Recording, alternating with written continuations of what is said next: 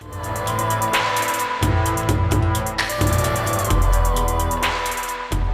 I want to talk about humor tonight.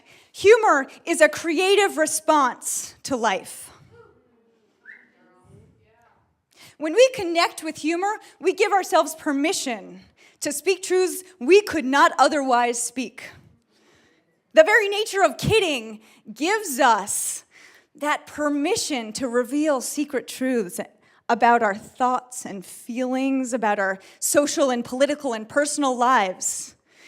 We get to bring our inner selves outside, to come out and play. And if it's really good humor, we actually allow ourselves to be vulnerable in the presence of other people.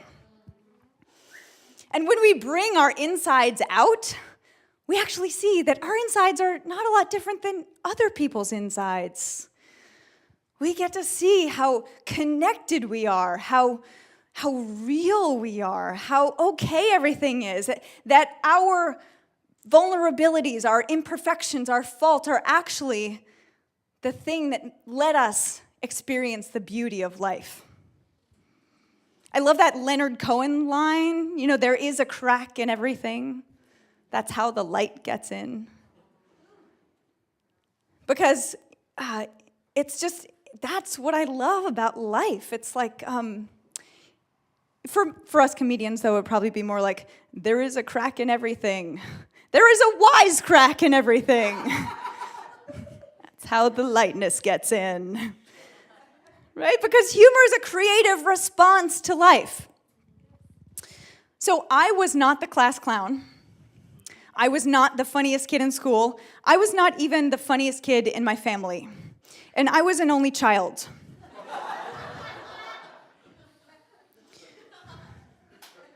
But I was creative. I made quilts and books and poetry and really cool stuff. And I had this amazing skill. I could always make something out of nothing, which is, it turns out, a great skill to have in relationships.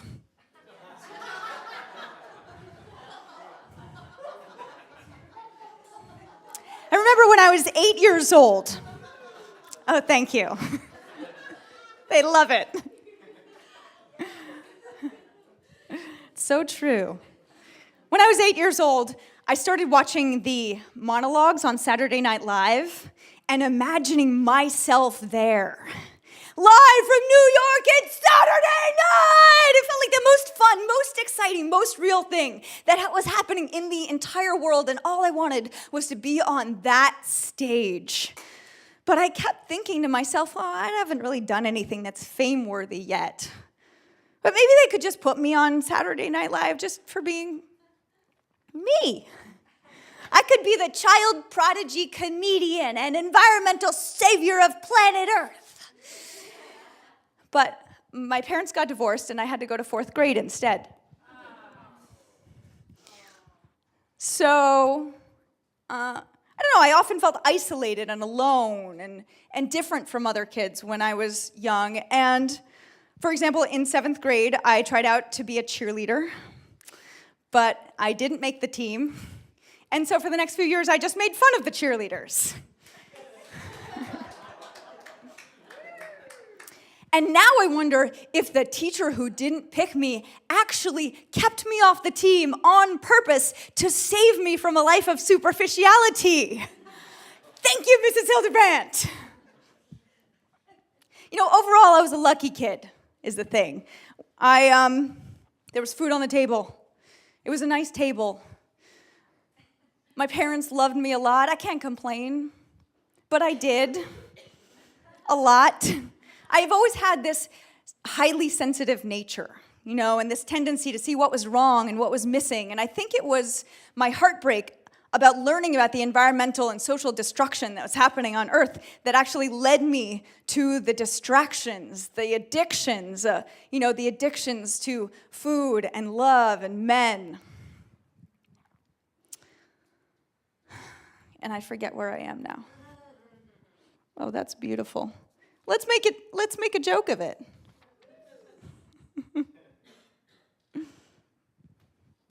I even got addicted to TV. Isn't that wacky?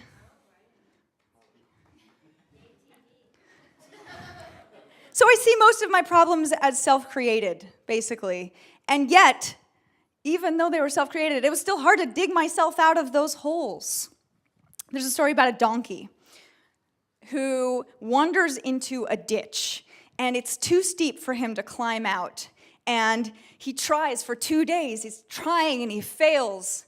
And he's getting tired and hungry and hopeless. And finally, the farmer finds him, and he tries to pull him out with a rope, and then he tries to get the donkey to climb the ladder. He tries to coax him out with sugar cubes, and people start crowding around saying, well, if this donkey wasn't so stupid, he would climb out. And eventually the farmer, it's 3 days now, he figures, I'm just going to have to shoot him and put him out of his misery. When along comes a wandering wise woman who throws some dirt onto the donkey. And the farmer says, well, at least let me shoot him before you bury him.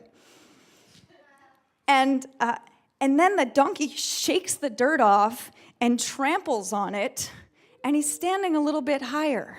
Everyone sees it, and they throw all this dirt in. They fill in the ditch, and moments later, the donkey walks on out. Yeah. Because that's how a donkey walks, right? Every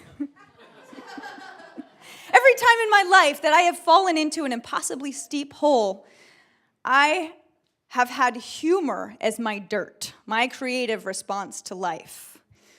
I've joked about my parents' divorce. I've joked about falling for unavailable men. I've joked about binge eating and my body image. And humor, every time that other people have laughed along with me in my pain, I've experienced healing and liberation. Humor is an alchemical tool. It allows us to both transcend and include the painful events of our lives. It's powerful, and we don't even need to be funny to tap into the power of humor. We just have to find things funny.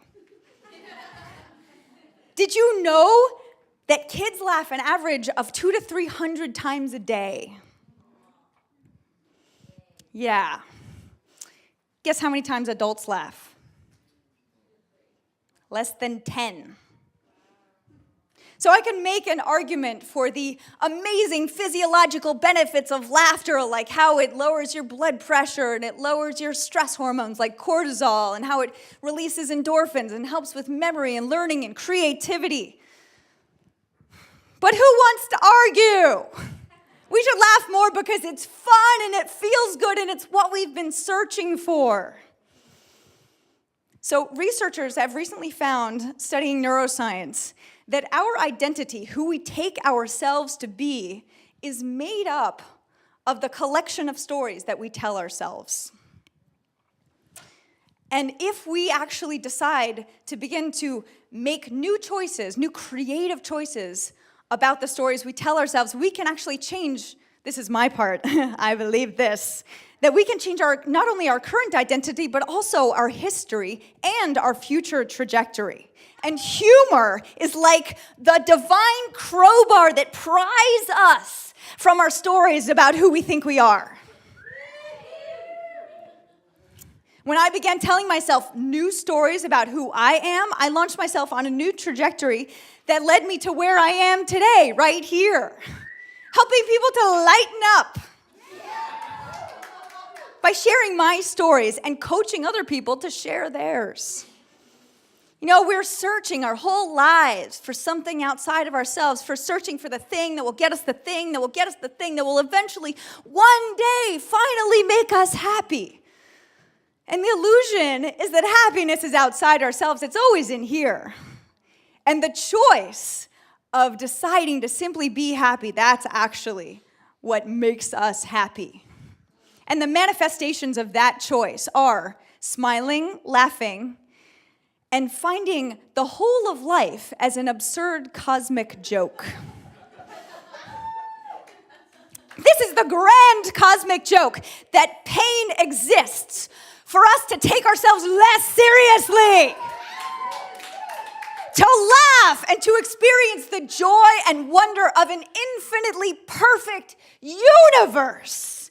Humor is a creative response to life. Thank you.